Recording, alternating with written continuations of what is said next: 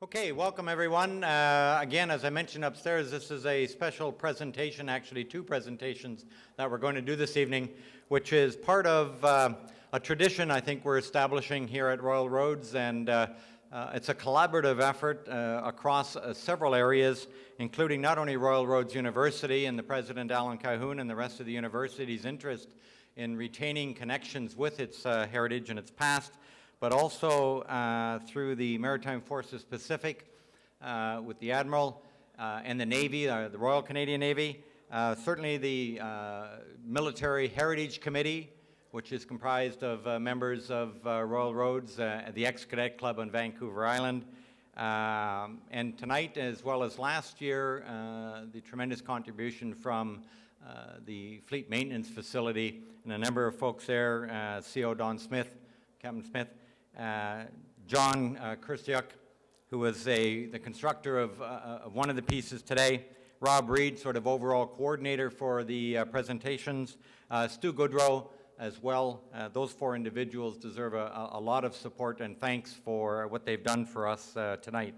As well as the Naden Museum in allowing us to bring back some of the artifacts back to Royal Roads. So it is a collaborative effort.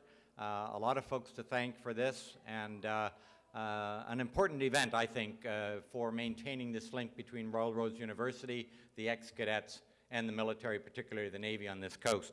So we have two presentations to do tonight, and I'm going to introduce, first of all, to get the first one going, Dr. Jim Boutillier, who was both a dean and a professor here at Royal Roads Military College for, I believe, 25 years plus, Jim, who will do the first presentation. Jim? Thank you very much, Dave.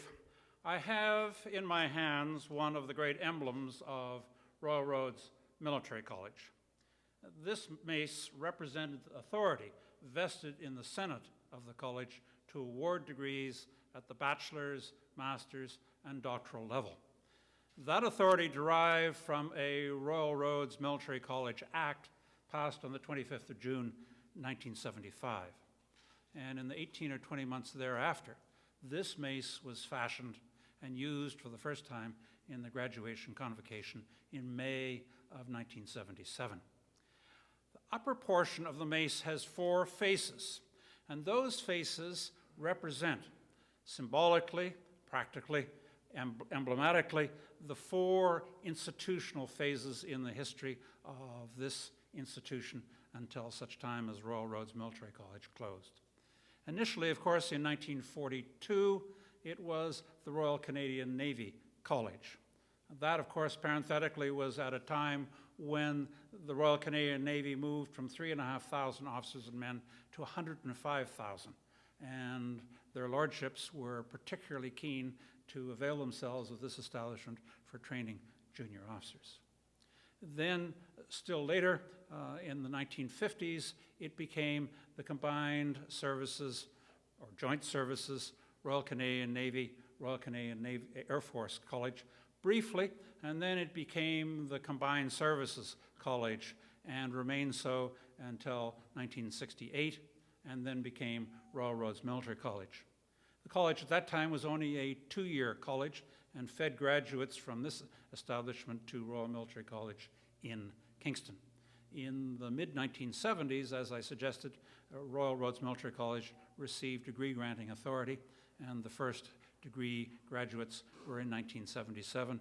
And every year thereafter until 1995, when the college closed, this mace was borne by the mace bearer before the academic procession, laid up on the dais to the left of the Senate to represent the authority of that body, and was last used for the cadet graduation in May of 1995, and then for the graduate degree convocation in July of 1995. It gives me great pleasure indeed to give this mace over to my longtime professional colleague and personal friend, Dr. Stephen Grundy, the Vice President here at Royal Roads University. Stephen, please.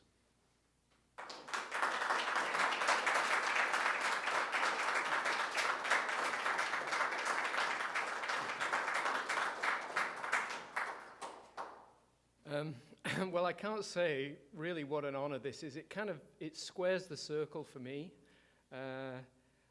In the 1990s, I was a lowly professor at Royal Roads Military College.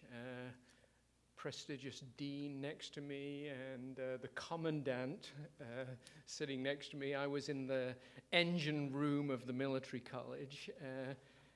And then to receive this now as the vice president academic of Royal Roads University is truly, really squaring the circle for me. For those of you who don't know the role of the Mace, it really is to keep order at convocation, so that if anybody gets out of line, there is a mace available to keep people in line. And I have to say, now that we will now probably have two maces at convocation, the Mace of Royal Roads University and the Mace of Royal Roads Military College. And I have to say that looking and feeling both of these maces, I'm going to be taking this one. If there's any trouble at convocation, this will be the mace I'll choose. I really would like to thank the people who were involved in returning this mace to the university here. I know it's on loan, but we will look after it with great sensitivity. It will be on stage at convocation in respect to our history, and also with respect to all the military officers and personnel who come through our programs now. This will be a mark of respect for them. So again, thank you very much.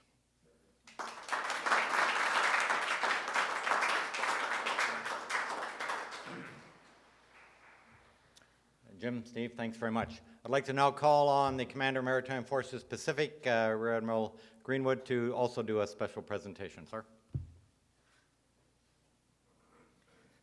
Dave, thank you. Ladies and gentlemen, it's my great pleasure to be here representing the Canadian Navy, that is the Royal Canadian Navy, in presenting Nelson's famous quote back to the college and the university. Oh, by the way, graduating class of 79, 12286, for those that didn't hear it at sea this morning, I still haven't been taken up on it, so I'm willing to honor my debt should anyone challenge me later in the evening.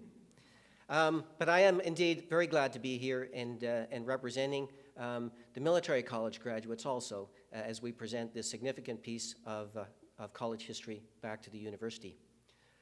It's hard to overestimate or overstate the degree to which this quote has been imprinted on generations of Royal Roads graduates. I think what expressed it to me best was some 7 years after graduation, in making his excuses for not attending my wedding, one of my best friends from college started his letter with, "Duty is the great business of this air officer," and etc., which was felt to be a very adequate and suitable excuse for not being at my wedding. But I don't know how many of you can remember your first feelings on seeing and being made to memorize this quote. Perhaps it was inspiring, perhaps a degree of fear and loathing, but all of us had our different approaches to it. Certainly it was an uncompromising ethic, and that was drilled into us here at Royal Roads, and we took that forward in our careers, not just in how we applied ourselves at college. And I always used to think that as an officer, as I grew more senior and had to address myself to parades of graduates, I imagined that somehow Nelson must have spoken this to a number of junior officers, and I thought, if I couldn't be quite as inspiring, perhaps I could be equally terrorizing. But then I tried to give it some historical context by looking up the quote and finding out more about it. Imagine my great surprise to find out that Nelson had written this in the Caribbean at sea in 1786 to his prospective bride. Now, my wife, with her experienced appreciation for the romantic appeal of duty, said that was Fanny's first clue that she should have headed for the hills at the high port. And indeed later she found out to her grief that that is exactly what she should have done. But in any case, we remembered this quote and we took it forward. As I said, it was a rather uncompromising ethic, and it doesn't always play as well today as it played in Nelson's time. And those of us in the Navy who look to build a modern Navy for the future that's sustainable not just in our seagoing officers and sailors, but in the families that support them, know that there has to be a little more balance in our duty, and we have to see the duty in different ways. But in any case, it is something that represents not just duty, but dedication. And I think in restoring this to the college, albeit here in the back entranceway and not over the lintels, I think it's appropriate to recognize the dedication of Royal Roads University in embracing their history, bringing this quote back to the college where generations of ex-cadets can come and reflect on it again, remember the times that they had here and the great friendships that they established. But more than that, the very, very warm personal rapport and identification that ex-cadets have with this beautiful place. And so I would like to thank Royal Roads for inviting us to restore this here and giving it a place of honor. Thank you very much.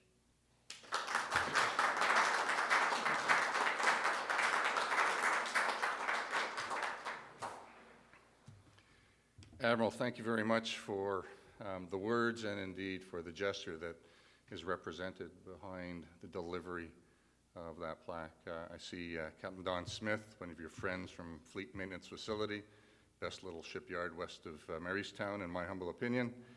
And I know that you and your team put some special effort into the creation of this plaque. And I think those vibes will sit in it and resonate in this little space for some time to come.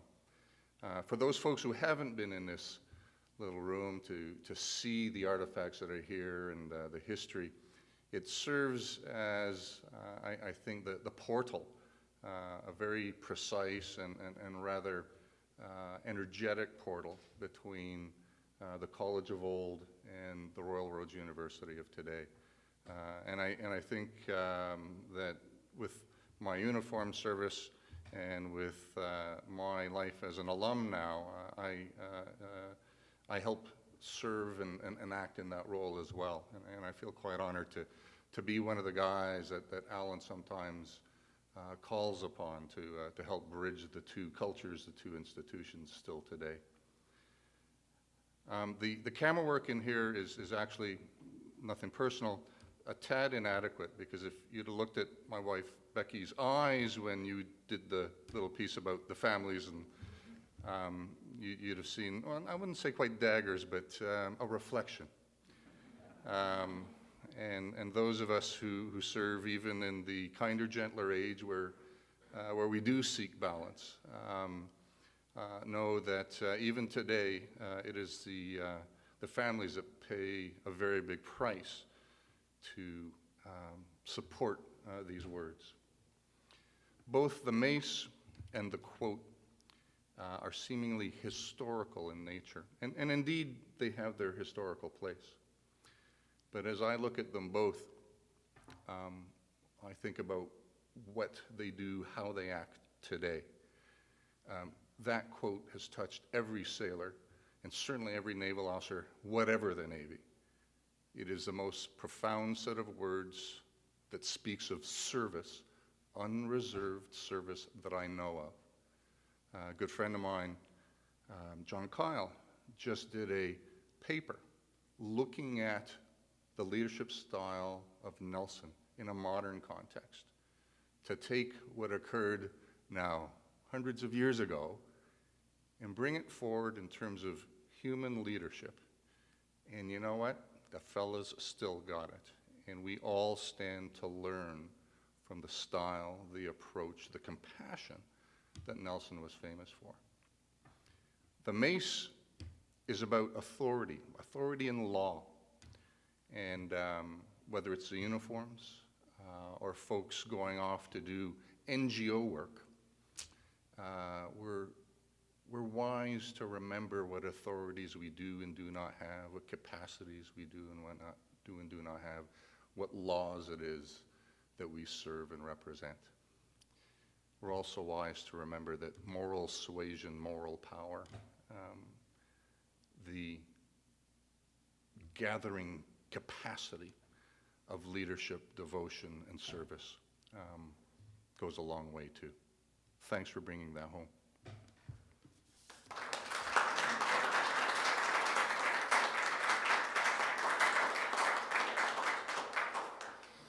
Admiral Greenwood, Admiral Gerard, thank you both very much for honoring the significance of these two special presentations. I certainly can add nothing further to what you two have indicated already. I would like to extend an invitation certainly to all of you on the quarterdeck right now at some point while you're here on the weekend to come down and look at this great site. There's one other little plaque that's at the very top that Royal Roads wanted to add this year, and it says Royal Roads honoring the past, and I think that is what we're going forward with in this area, to try to honor the past, and thus 3 and 4 of the special artifacts have been returned already, and we'll look at others. There is a military heritage committee at Royal Roads University, as I mentioned earlier, and with that committee we'll be looking at other projects, other artifacts, memorabilia to bring back and honor this area as well. So thank you everyone. Admirals, thank you.